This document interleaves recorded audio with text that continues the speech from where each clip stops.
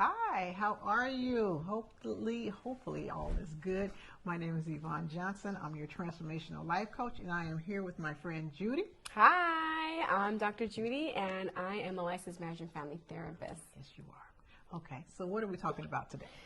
Okay, so we are talking about backsliding, right? So it is January, I don't know what. Close it's to the end. 28th, 29th, something like that. Yeah, and we cannot believe how quickly this month has passed. I feel like the year's already over. Dang! It doesn't feel like it. It feels so much going on. That is true. So much is going on. And a lot of times in the beginning of the year, everybody's all fresh and excited about all these New Year's they resolutions. And studies have shown that generally by the first week, we've already given up Yes. on those resolutions, or did not meet those goals. Right. And it's sad because the year just started, and when you're making changes, it takes a while for those changes to go into effect. Yes. Everybody wants the changes to happen like this, but that's unrealistic as long as you keep working to it. And if you're only a couple of weeks in January, you haven't given it much time to even do anything to show a difference. Exactly. And so that's what we mean by backsliding, right? So this is a term that is used in the church settings, sometimes in the spiritual settings, and it's kind of the gradual coming away from the source Going back to your of your old faith. way. Mm-hmm. And so we've set these goals, we've done all these things, and then we just kind of slid on down. Right. But that's okay because, we're humans. We are humans. Not an excuse, though, but we are humans. Yes, it is not an excuse, but we can learn to fail forward, right? And be able to learn from those things that are getting in the way of our success. Right. And so one of the things that can be helpful is understanding why are we backsliding? Right. What is getting in the way? What's triggering us? As we're talking about food or health, like let's say, for example, people do a lot of health goals. Okay. What can be getting in the way of that? You. Okay. Most of the time, it's self-sabotage. You don't understand that you are used to something being a certain way, and you get comfortable with that habit. Even though it's a bad habit, you get comfortable with it. So when you start making those changes, it's easy to go back into the old routine if you don't have an accountability person to go with you. Yes. And so not to make us all defective and default to that. Human nature, come on. The brain will do whatever it is accustomed to doing. Correct. That is true. But there's also outside things that can cause us to reach out to that, have that effect, right? All the time. Stress, overwhelm. Yes.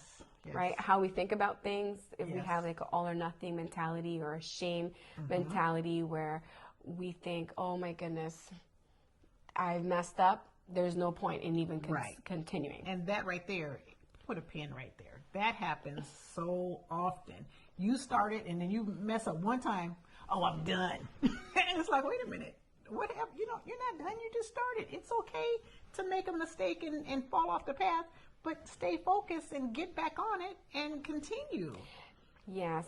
And so often we fall into that trap. Yes. Right? And it's hard because we set these goals and we just want to be perfect right away. Right. But just like how we didn't wake up 15 pounds heavier or 20 pounds heavier overnight, the series of small choices that we make led us to that. We can use that same idea and take small choices to reach our goals. Correct. And have a plan for whenever it is that we... And don't overwhelm yourself. A lot of times people, when we make these lists of what we want to do and what we're going to do, it's a list of 20 things. Okay, there may be that, but let's start off with number one. Let's be number one and not have to worry about every last one of them that you have to check off in the same week. You're overwhelmed. People do that all the time. Say they don't. They just try to do it all. You can't do it all. One thing at a time. Yes. And so some things that we can do, have a plan. Have a plan. Write it out. It may seem so insignificant, but it works. When you write things down, there's something that happens between that brain connection, that hand, that thinking, that kinesthetic. It really does help in having a greater likelihood of you meeting your goals. Correct. Whatever that may be, whether it's weight loss, personal goals, career goals, whatever you have in mind. Another thing that you can do is seek, did we talk about this? Accountability. Accountability is important, to have someone that you can be accountable to. Now, if you're hanging with a whole bunch of people and everybody's in the same category, no one's doing what they're supposed to do and not fulfilling their goals, then go outside of that. That's where we come in. Yes. To help you be accountable, we hold you to what it is that you say you want to do in your life, and we help you move with no steps to go in that right direction.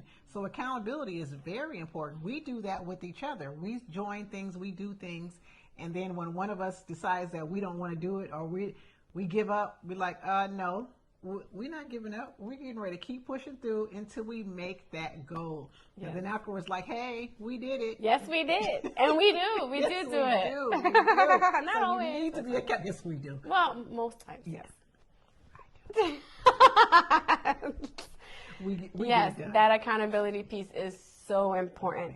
But also, even sometimes understanding what is deeper than that. If there's something that you've done all the things, sometimes there's deeply rooted situations that we have going on inside of ourselves, like some mental health situations, depression, anxiety, fear of failure, fear of success, different things that can get in the way of you meeting your goals. And that's when we come in. That's right? when you come in, because Well, yes. I'm the life coach and I'm doing the other part. But if you have something that's deep rooted that you really need to get, that's when a therapist comes in to help you get there. That's not my lane, that's her lane. And it's nothing, please hear me out. There's nothing wrong with getting counseling, getting help, because it's very important to get healed, to be able to do the things that you want to do. Yes, the mind and the body are one. We can't separate them. No. And so a lot of people feel like, oh, I just got to eat right and then everything will be okay. I'll feel better. Yes, to a certain extent, but it will never touch the root of the situation. Right. And so if you really want to get complete healing and wholeness, you got to look at the whole person. And sometimes that's addressing some mental health concerns. And not to say that it's a bad thing. There's bad things that are going on. Just tuning in, right? And getting some guidance with that, understanding what's going on. So that's what we're here for. I'm Dr. Judy, a licensed marriage and family therapist, like I said, and feel free to reach out to me. I'm with Empower Men Counseling. Yes, and I'm Yvonne Johnson, your transformational coach, and reach out to me. You can reach us both in the word sessions right there in the comments. Go ahead and reach out, and one of us will contact you, because we want you to know that you are not alone. Don't for one reason think that you are by yourself. You are not. Have a good one.